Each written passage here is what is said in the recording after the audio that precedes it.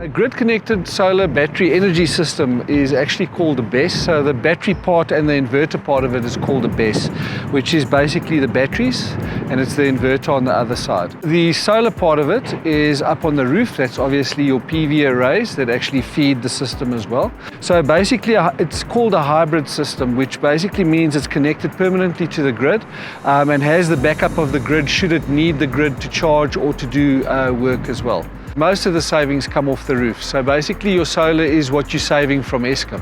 So that energy is basically then brought forward from the solar from the roof. The container is built into two sections. There's an AC section, which is the inverters. All the electrical, the AC, the alternating current stuff goes in one side of the container. On the other side, we've got the DC side. So that would be all the direct current. That would be your batteries. Most of the time it would be your solar as well would come in that side. And your solar combiner boxes would sit that side. That's direct current. We'd have the fire suppression installed as well. We would fit in a container. This is a 40-foot container.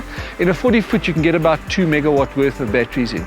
If you're going up to the 2 megawatt size, you would put your inverters in a separate container altogether. So ROIs on a system of this size is normally about 5 years.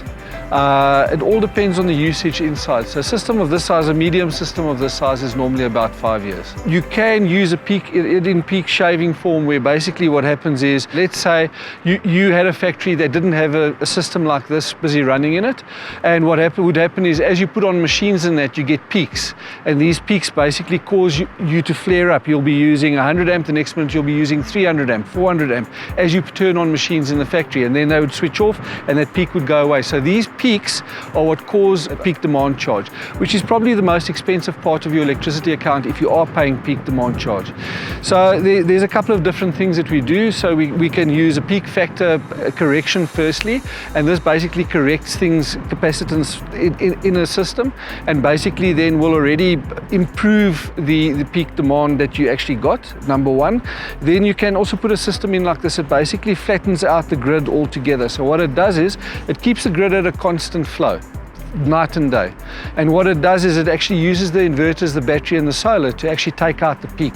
So it'll basically negate that peak. The peak is actually driven by the inverters and driven by the solar and driven by the batteries.